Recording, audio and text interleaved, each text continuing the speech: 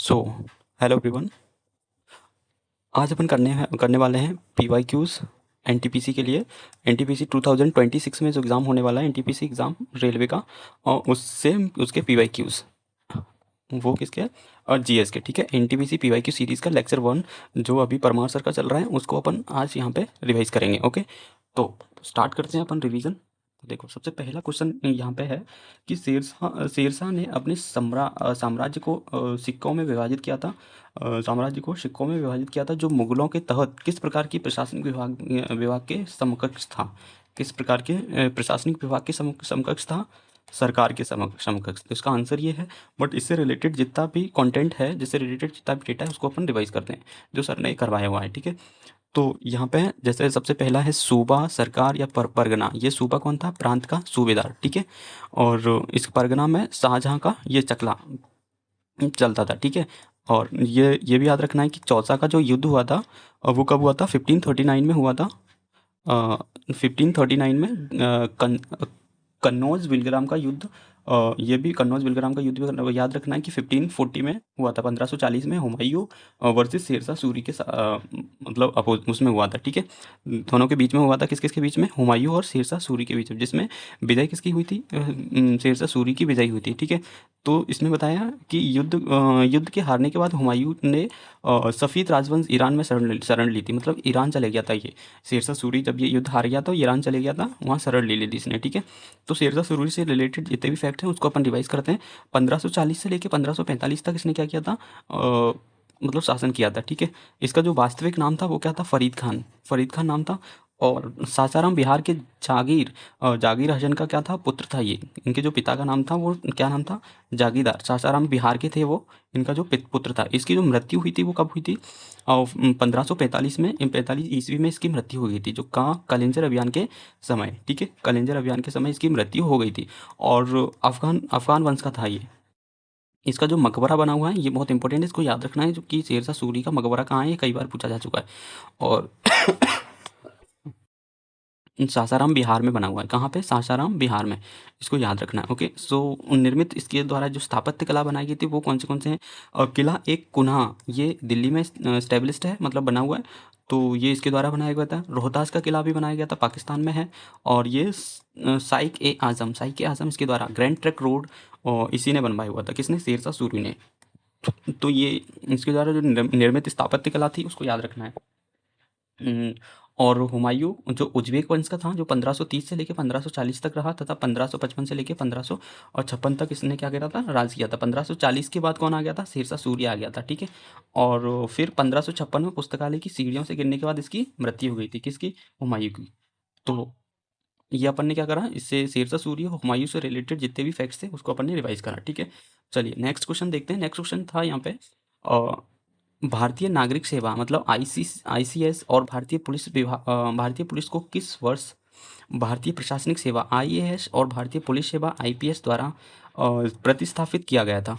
किस वर्ष प्रतिस्थापित किया गया था, जिन्हें बाद में अखिल भारतीय सेवाओं के रूप में मान्यता दी गई? जिन्हें बाद में क्या? अखिल भारतीय सेवाओं के द्वारा के रूप में इन्हें मान्यता दी गई थी। तो कौन सा वर्ष था? 1947 में इसको मतलब प्रतिस्थापित किया गया था, जिसके बाद क्या हुआ था? अखिल भारतीय सेवाओं के रूप में इसको मान्यता मिली थी। ठीक है, अब इससे रिलेटेड जितने भी फैक्ट्स हैं इसको अपन रिवाइज करते हैं। देखो, अखिल भारतीय सेवाएं जो अनुच्छेद मतलब 312 में दिया हुआ है। ठीक है, अखिल भारतीय सेवाएं जो 312 में दी हुई हैं। तो एक मिनट। ओके,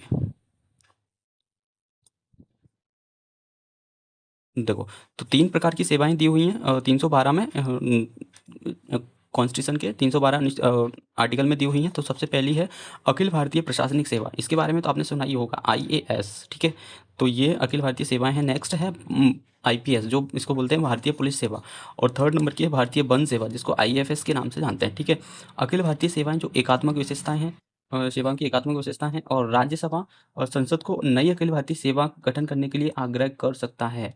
मतलब ये सिर्फ़ और सिर्फ़ राज्यसभा के द्वारा ही सरकार या फिर संसद को नई अखिल भारतीय सेवा यदि बनाना हो तो ये आग्रह इसको कर सकता है राज्यसभा के द्वारा।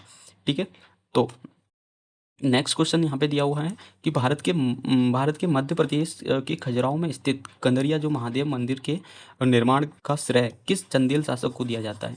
ठीक है, किस चंदेल शासक को दिया जाता है, तो इसका आंसर होगा धंगदेव। क्या होगा, धंगदेव, जिस जो 9999 AD में इन्होंने शासन किया था। ठीक है, वात्सल्य के कामसूत्र का उल्लेख दिया हुआ है नागर शैली में, जो मंदिर बना हुआ है नागर शैली में, जो मतलब उत्तर में स्थित है नागर शैली, जो मध्य प्रदेश छतरपुर में बना हुआ है। ठीक है, तो इसको याद रखना है। अब इससे रिलेटेड फैक्ट्स देखते हैं।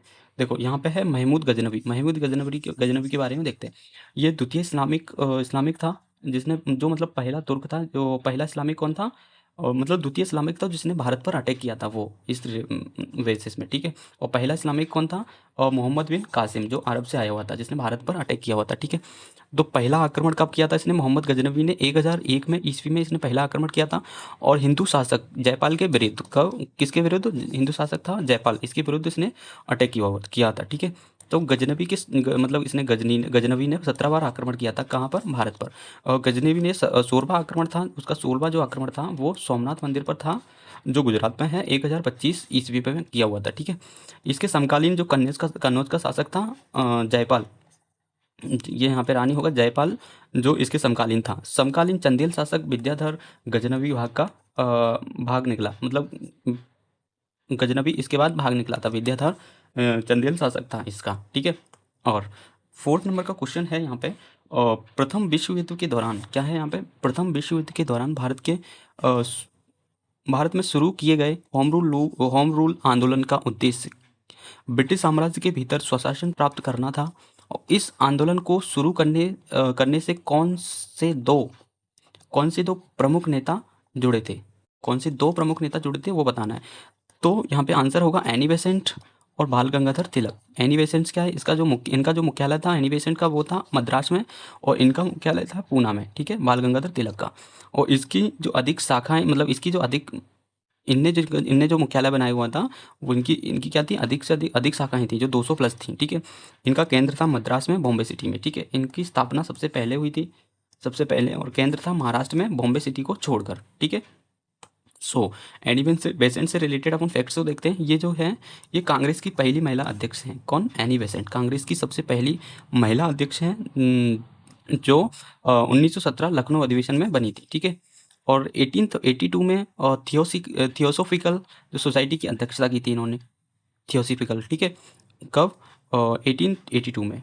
सो 1875 में क्या किया था, हेलेना और ब्लाथेस्की हेनरी स्टील ऑकवर्ड, ये इन्होंने मतलब किया था। ठीक है, और 1882 में क्या था, मुख्यालय अडयार में, मद्रास में बनाया हुआ था। ठीक है, और 1919 में क्या आया था, रोलेक्ट रोलेक्ट एक्ट आया था। ठीक है, अडयार में इन्होंने सत्याग्रह सभा की स्थापना की थी। इसका जो मुख्यालय था कहाँ, अडयार में। ठीक है, और सरोजिनी नायडू नेक्स्ट है, कांग्रेस की पहली भारतीय महिला अध्यक्ष हैं। ये पहली महिला अध्यक्ष हैं, बट वो इंडियन नहीं थी। ओके, बट ये जो सरोजिनी नायडू हैं वो हैं कांग्रेस की सबसे पहली भारतीय महिला अध्यक्ष। ठीक है, और इन्होंने 1925 में अध्यक्षता की थी कानपुर अधिवेशन में। ठीक है, सो नेक्स्ट क्वेश्चन है, 5th नंबर का क्वेश्चन है यहाँ पे। देखो अपन देखते हैं। सो खाद्य संकट से निपटने के लिए हरित क्रांति की शुरुआत की गई थी। हरित क्रांति का प्रारंभिक ध्यान किस क्षेत्र या फिर क्षेत्रों पर था, ये बताना अपन को। ठीक है, हरित क्रांति का जो मतलब सबसे पहले जो ध्यान था किस क्षेत्र पर था, तो इसका आंसर होगा पंजाब और हरियाणा पर। ठीक है, पंजाब और हरियाणा में हरित क्रांति से रिलेटेड देखते हैं। इसका जो नामकरण किया था वो किसने किया था, विलियम गॉड ने। सो इसके जनक थे, जनक कौन थे, इनके जनक थे नॉर्मन बोरलॉग। ये इंपॉर्टेंट फैक्ट्स हैं, और भी आ जाता है क्वेश्चन बन के, तो इनको याद रखना है।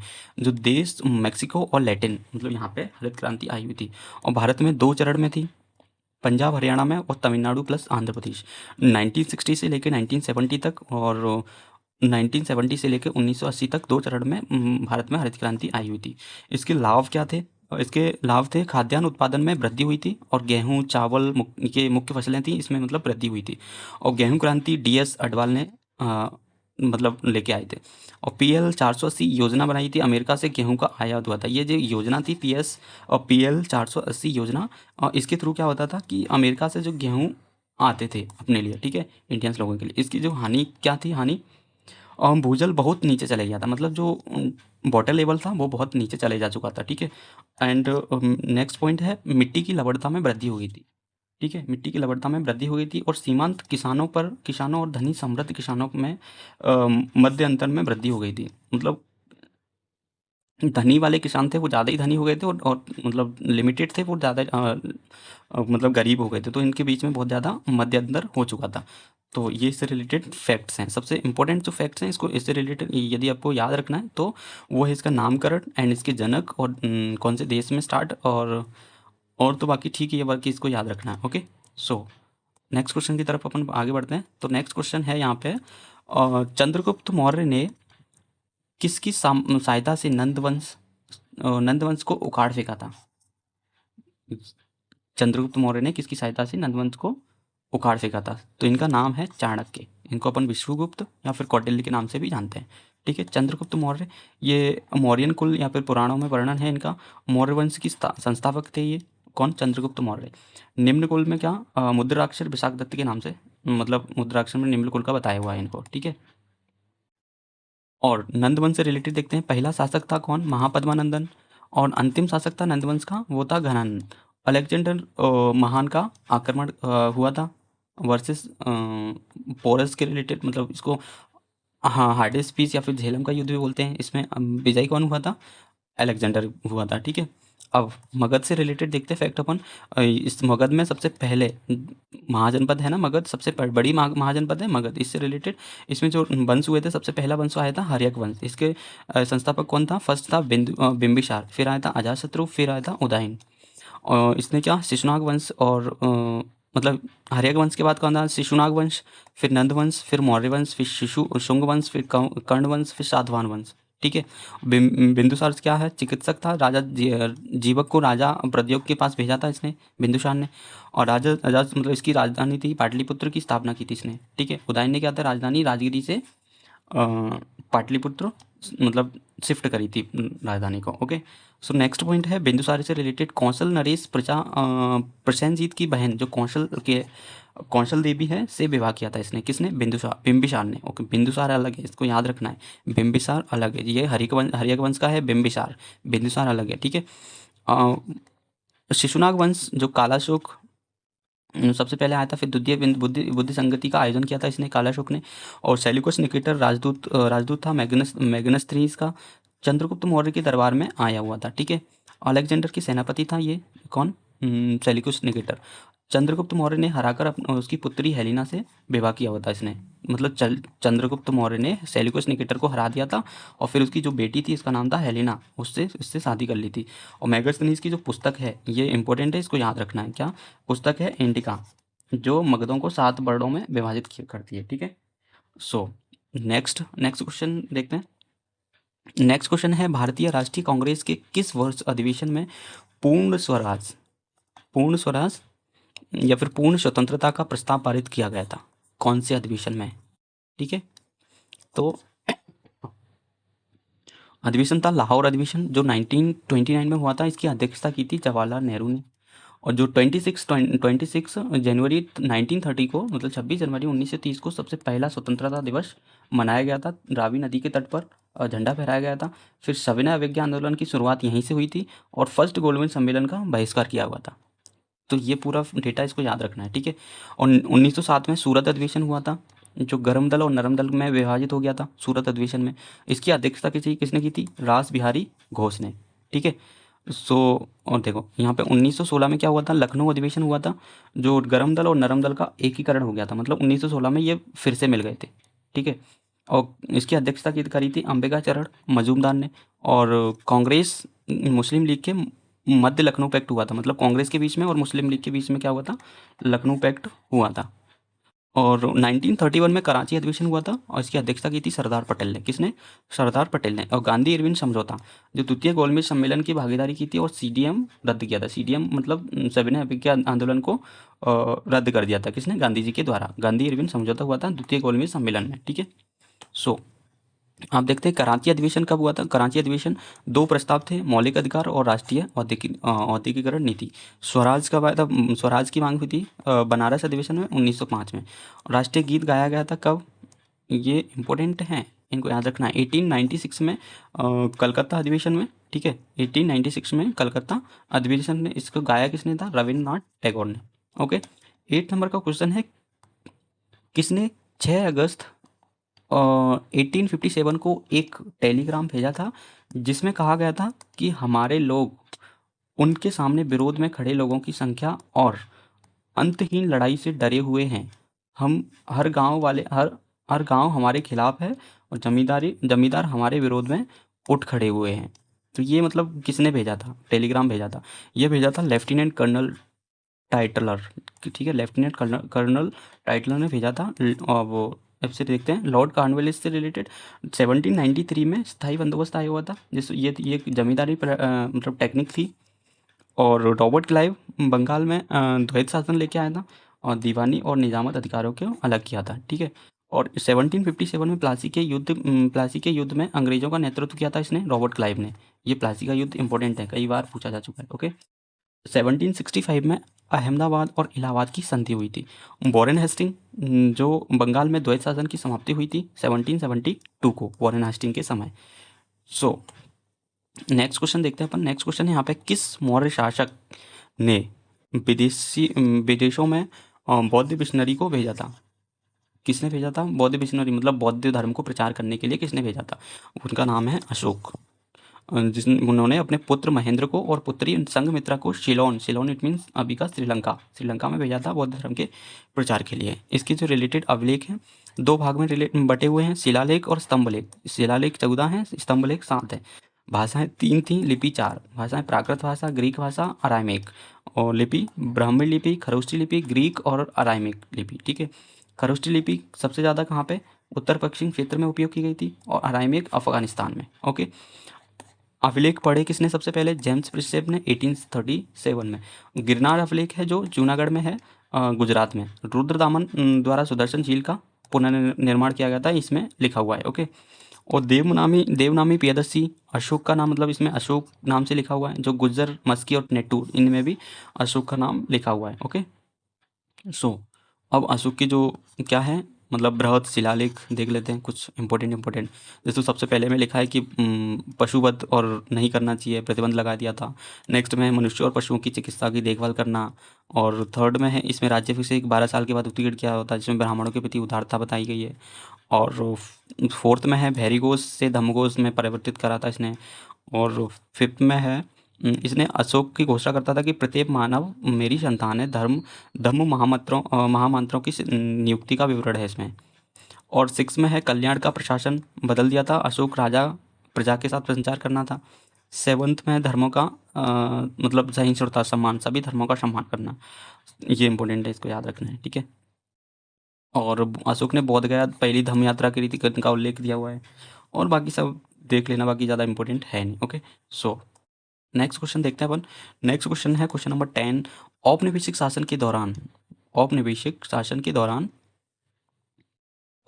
खाद्य फसलों की तुलना में व्यावसायिक फसलों की प्राथमिकता दी गई थी। निम्न में से कौन सा अंग्रेजों के द्वारा प्रोत्साहित या फिर व्यावसायिक फसल का एक उदाहरण है? वह है नील की खेती को ज़्यादा प्रोत्साहित करते थे वो लोग, क्योंकि यहाँ से एक्सपोर्ट करते थे, ठीक है। तो नील विद्रोह इससे रिलेटेड कब हुआ था? 1859 में हुआ था। नादिया जिले में पश्चिम बंगाल में स्टार्ट हुआ था। नेता था दिगंबर और विश्वास। तीन बंधु मित्र का नाटक और नील दर्पण था, माइकल और मधुसूदन दत्ता के द्वारा अंग्रेजों में अनुवाद किया हुआ था इसने। आर.सी. मुखर्जी ने अपने अखबार में हिंदू पैट्रियोटिक में इसकी स्थान दिया था, मतलब नील विद्रोह को इन्होंने छापा था इसमें। और नेक्स्ट है चंपारण सत्याग्रह, 1917 में हुआ था। 3 खटिया टेक्निक की वजह से भूमि का जो मतलब 3/20 भाग नील में खेती करनी पड़ती, मतलब नील की खेती करनी पड़ती थी उनको। चंपारण सत्याग्रह इसीलिए हुआ था। और कपास 1860 में दक्कन का विद्रोह हुआ था। और 1875 में और 1878 में आयोग का गठन किया हुआ था दक्कन विद्रोह के बाद। ओके, नेक्स्ट क्वेश्चन यहाँ पे, बोमेश चंद्र बनर्जी ने डैश के दौरान बंगाल विभाजन या फिर बंगाल विधान परिषद में कलकत्ता विश्वविद्यालय का प्रतिनिधित्व किया था। कब? 1894 से लेके 1895 में, ठीक है। बनर्जी कांग्रेस के पहले अधिवेशन के अध्यक्ष थे। कौन? भौमेश चंद्र बनर्जी कांग्रेस के सबसे पहले अध्यक्ष यही थे। 1885 में गोकुलदास तेजपाल संस्कृत कॉलेज या फिर विद्यालय में इन्होंने अध्यक्षता की थी। 12वें नंबर का क्वेश्चन है, किस वर्ष में कलकत्ता इलेक्ट्रॉनिक सप्लाई या फिर कॉर्पोरेशन लिमिटेड का पहला थर्मल पावर प्लांट चालू किया गया था? 1899 में थर्मल पावर प्लांट स्टार्ट हुआ था। ओके। 13 नंबर का क्वेश्चन है, पश्चिम में किस जैन ग्रंथ को मान्यता प्राप्त है और जो भिक्षु अक्षारण आचरण उपदेश या फिर काव्यात्मक शिक्षाओं पर अपने छंदों के लिए माना जाता है? क्या है? आचरंग या फिर अकरंग सूत्र। और 14 नंबर का क्वेश्चन है, भारत में किस कानून ने विधवा पुनर्विवाह को अनुमति दी थी? कौन सा? हिंदू पुनर्विवाह अधिनियम, जो 1856 में आया हुआ था। इसने मतलब विधवा पुनर्विवाह को अनुमति दी थी। डलहौजी के समय आया हुआ था। लॉर्ड डलहौजी के समय ईश्वर चंद्र विद्यासागर ने क्या किया था? बहुत ज़्यादा एफर्ट लगाए थे, प्रयास किए थे इसको लेके आने के लिए। ठीक है। विधवा पुनर्विवाह संघ 1856 में विष्णु शास्त्री पंडित जो विधवा विवाह उत्तेजित मंडल बनाया हुआ था इन्होंने। और 1861 में एन.जी. रानाडे और सती प्रथा का जो अंत हुआ था विलियम बेंटिक के समय हुआ था, राजा राममोहन राय के अतिरिक्त प्रयासों की वजह से 1829 में। ओके। 50 नंबर का क्वेश्चन है, किस शासक के द्वारा सर्वाधिक संख्या में बुद्ध स्तूपों का निर्माण कराया गया था?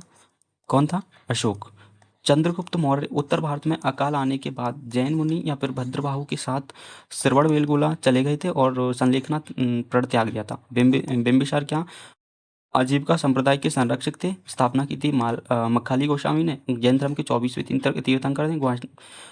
तीर्थंकर कौन है? महावीर वर्धमान के साथ इन्होंने ग्रह त्याग किया था और बाद में अलग होकर आजीविका संप्रदाय की स्थापना की थी।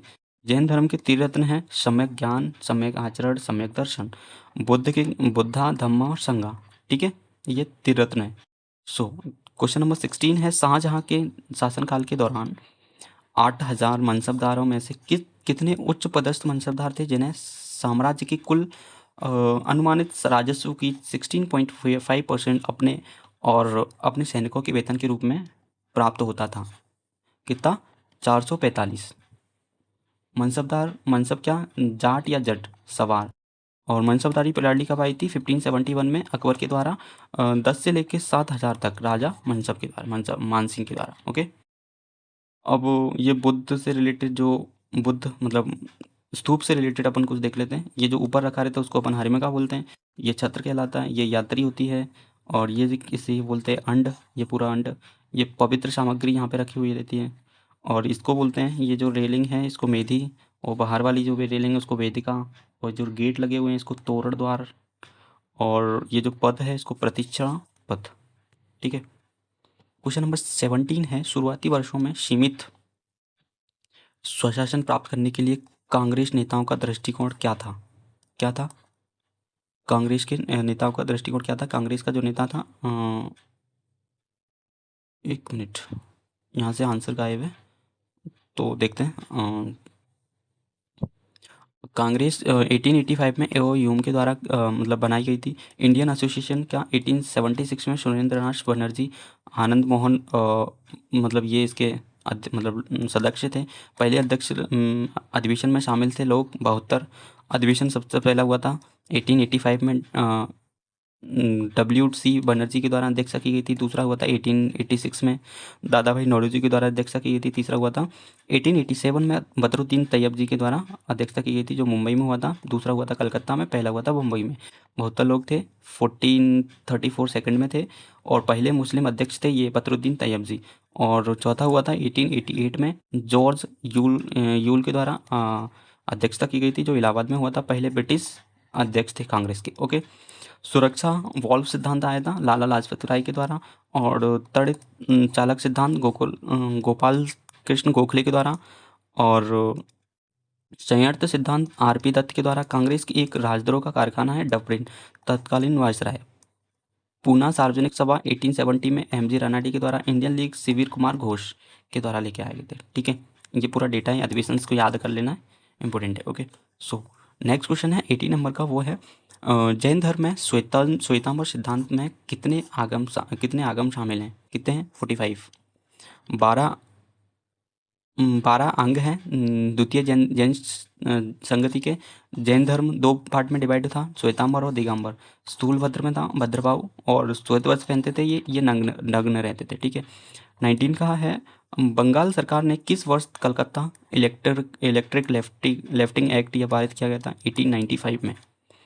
20 नंबर का है, भारत में खान अधिनियम कब लागू किया गया था? 1952 में। ओके। सो 21 नंबर का क्वेश्चन है पे यहाँ पे, किस वास्तुकला का निर्माण औरंगजेब के द्वारा किया गया था? बीबी का मकबरा औरंगजेब के द्वारा बनाया गया था। जो ताजमहल की फुहड़ नकल है, मतलब इसकी थोड़ी नकल जैसा है बना हुआ है, बट इससे रिलेटेड नहीं है, और संभाजी नगर में है। राजकुमार आजम शाह ने बनवाया था, और मतलब इसने बनाया था, किसने? औरंगजेब ने बनाया हुआ था। कुतुब मीनार कुतुबुद्दीन ऐबक ने शुरुआत की थी, और इल्तुतमिश के द्वारा पूर्ण किया गया था। 5 मंजिला है, 72.5 मीटर ऊंची है। 1206 से लेकर 1210 तक कुतुबुद्दीन ऐबक ने शासन किया था। कहाँ पे? गुलाम वंश पे, स्लेव डायनेस्टी, ओके, जो दिल्ली सल्तनत के अंदर आती है। और चौगाल खेलते खेलते हुए इसकी मृत्यु हुई थी, और 2.5 दिन का झोपड़ा भी इसने बनाया था अजमेर में। और कुबतुल इस्लाम मस्जिद भी इसने बनाई थी, किसने? कुतुबुद्दीन ऐबक ने। मामलुक स्थापत्य कला था, गुलाम वंश की स्थापना की थी दिल्ली सल्तनत में। ताजमहल का वास्तुकार उस्ताद कौन था? अहमद लाहौरी। जो ताजमहल को जिसने वास्तुकला, जिसको डिजाइनिंग करी थी उसने, ठीक है। और हुमायूं का मकबरा कहाँ पे है? हाजी बेगम ने बनवाया था, बीगा बेगम भी बोलते हैं इसको। 4 बाग बाम शैली से निर्मित है। वास्तुकला किसने की थी? मिर्जा घियात। ओके। सो नेक्स्ट नंबर का क्वेश्चन यहाँ पे, किस वर्ष के विद्रोह के बाद अंग्रेजों ने ऐसे उपाय लागू किए जिससे सेना में भारतीय सैनिकों का अनुपात कम हो गया था? सेना में भारतीय सैनिकों का अनुपात कम हो गया था, और यूरोपीय सैनिकों की संख्या बढ़ गई थी 1857 में। 1857 में क्या होता है? 1857 की क्रांति हुई थी। मंगल पांडे 34वीं पैदल सेना बैरकपुर में थे, शामिल थे, और 10 मार्च अधिकारियों पर गोली चलाई गई थी। 8 अप्रैल 1857 को इनकी फांसी हो गई थी। और ये जो क्रांति हुई थी, इसका मेन कारण था गाय और भैंस की चर्बी से बने कारतूस का इस्तेमाल करना था, इन्होंने मना कर दिया था। और फिर इनको 8 मार्च 1857 को फांसी हो गई थी, और मेरठ से शुरुआत हुई थी इसकी। और 10 मई 1857 को दिल्ली चलो का नारा दिया हुआ था। और बहादुर शाह जफर को नेता स्वीकार किया गया था। 1857 के बाद रंगून भेज दिया गया था, किसको? बहादुर शाह जफर को, ठीक है। अब विद्रोह से रिलेटेड नेता देख लेते हैं। दिल्ली में था कौन था? जनरल वक्त खां बहादुर शाह द्वितीय। नकलों में था बेगम हजरत महल। कानपुर से कौन कर रहा था इसका नेतृत्व? नाना साहेब। बिहार से कुंवर सिंह। बरेली से बहादुर खान रोहिल्ला। और झांसी से रानी लक्ष्मीबाई। और फैजाबाद से मोहल्ला अब्दुल्ला डका शाह। चिन्हट का युद्ध हुआ था, ब्रिटिशों की हार हुई थी 1857 में। हेनरी लॉरेंस था इसमें, और फैजाबाद में हुआ था। विद्रोह का दमन करता कौन था? दिल्ली में था जॉन निकोलस। लखनऊ में था हेनरी लॉरेंस। कानपुर में कॉलिंग कैंपबेल। झांसी में ड्यू रोज, ठीक है। और पील आयोग आया हुआ था सेना में भारतीयों की संख्या कम करने का आदेश, ये पील आयोग के थ्रू आया हुआ था। 1858 में अधिनियम था, और ईस्ट इंडिया कंपनी को पूरी तरह समाप्त करना है। और गवर्नर जनरल कौन था? वायसराय। गवर्नर जनरल को वायसराय कर दिया गया था। फर्स्ट था कैनिंग। ताज शासन की शुरुआत हुई थी 1857 में। विद्रोह हुआ था। स्वतंत्रता का पहला युद्ध था। बीडी सावरकर के द्वारा इसे स्वतंत्रता का पहला युद्ध कहा गया है, किसको? 1857 का विद्रोह को। 23 नंबर का क्वेश्चन है, सिंधु घाटी सभ्यता की प्रसिद्ध नेतृत्व की मूर्ति बनाने के लिए किस सामग्री का उपयोग किया गया था? कांसे का। और 10.50 कांसे का नर्तकी का बना, ये टेराकोटा होगा यहाँ पे, ये गलत है यहाँ पे। Terracotta I think, no. हाँ, मूर्ति बनाने के लिए कांसे का उपयोग किया गया था, जो 10.5 सेंटीमीटर में बनी हुई थी, और त्रिभंग मुद्रा में है।